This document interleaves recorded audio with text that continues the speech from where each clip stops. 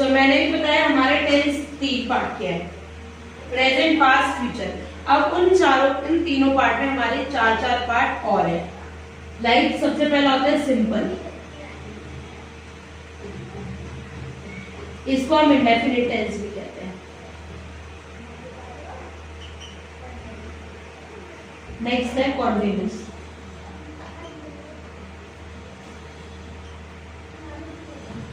Third perfect, fourth perfect continuous.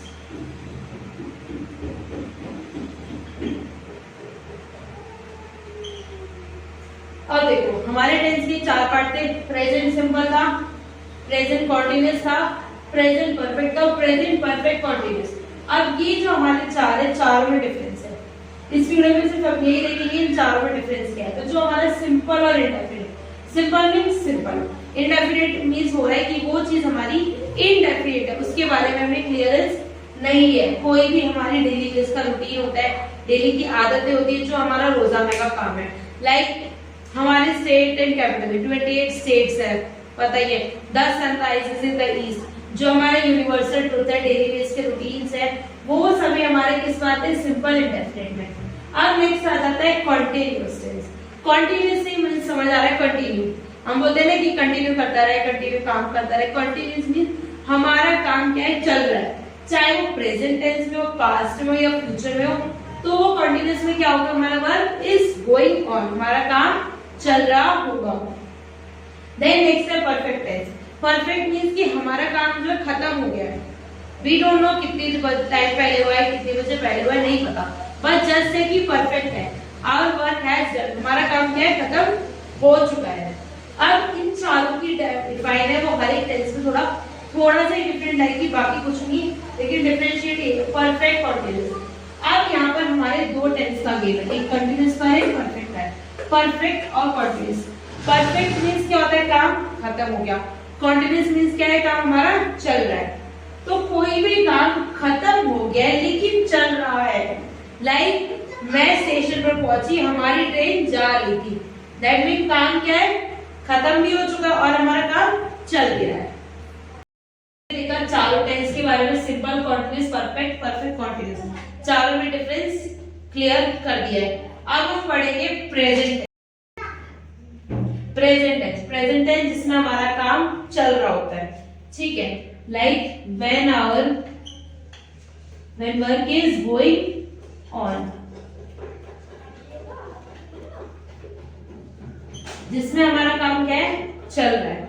तो सबसे पहले मैंने अभी 4 पार्ट बताए थे कि हमारे हर एक टेंस में 4 पार्ट होते हैं, simple tense, continuous tense, present perfect tense और परफेक्ट कॉन्टिन्यूअस टेंस। सबसे पहले हम करेंगे present continuous tense.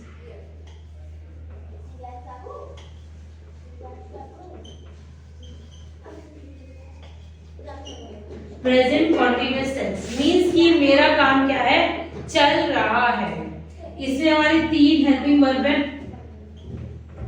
Is, M, are.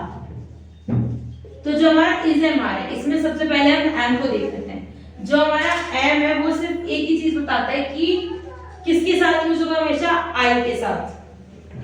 M means क्या होता है, मैं I is always used with m। अब मोस्टली कंफ्यूजन होती है इज और आर में।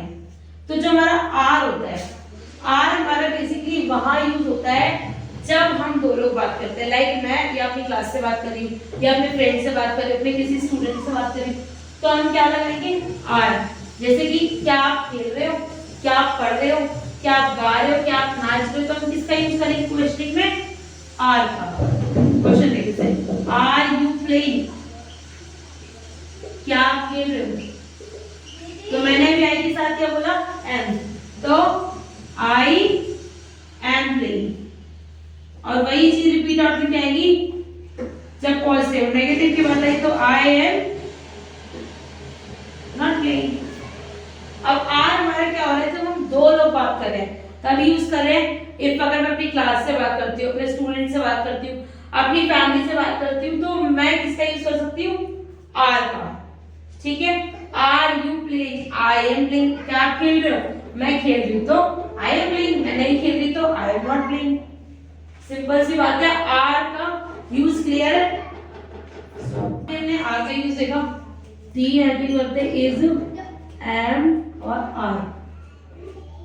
आर लिख लिया, एम लिख लिया, अब आया इज।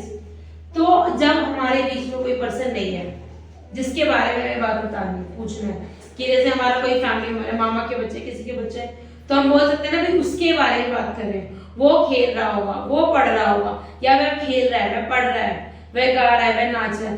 जब वह की बात होगी मीन्स ही, शी या इट की बात होगी। मोस्ट कॉमन है ही, हम हमेशा बॉयज के लिए यूज करते हैं, शी हमेशा गर्ल्स के लिए, और टी हमेशा इट हमेशा नॉन लिविंग थिंग्स के लिए। ये पॉइंट क्लियर है ऑलरेडी, ठीक है। उसके बाद आता है इसकी बारी। जब मैं बोलूं क्या वह खेल रहा है, क्या वह पढ़ रही है, क्या वह नाच रही है, इज शी प्लेइंग, क्या वह पढ़ रहा है, तो क्या आएगा, ये पढ़ रही है शी प्लेइंग, और नहीं पढ़ रही है तो शी इज प्लेइंग, नहीं पढ़ रही तो she is not playing. Means जो हमारा ये आईएनजी की फॉर्म बता रहा है, इसका मीन्स यही हो रहा है, रही है, रहे हैं। पहचान ही क्या रही है हमारी, कि हमारा कोई काम क्या हो रहा है, कंटिन्यूस हो रहा है। कॉन्टिन्यूस में काम क्या है, चल रहा है। तो रहा है, रहे हैं और रही है। यही चीज हमने लास्ट क्लास में पढ़ी थी, चल रहा है, ठीक है। जैसे कि नॉर्मल फॉर्मेट देख लो, सब्जेक्ट प्लस वर्ब प्लस तुम्हारा क्या आता है, आईएनजी की फॉर्म, बस सिंपल यही है, सब्जेक्ट वर्ब और आईएनजी और प्लस में ऑब्जेक्ट। ये तुम्हारा नॉर्मल कंडीशनिंग जो हर ग्रामर की बुक में लिखा होता है, बट एक्चुअली में इस तरीके से समझोगे ज्यादा क्लियर होगा। हमने देखा present continuous tense. Present continuous tense जिसमें हमारा काम क्या है, चल रहा है। When our work is going on. I मैंने क्या बोला, उसमें एक फॉर्म थी आईएनजी। अब हमेशा याद रखना, अगर कॉन्टिन्यूअस की बात होगी, जब हमारा काम चल रहा होगा, तो ये जो आईएनजी फॉर्म है ये हमेशा आएगी।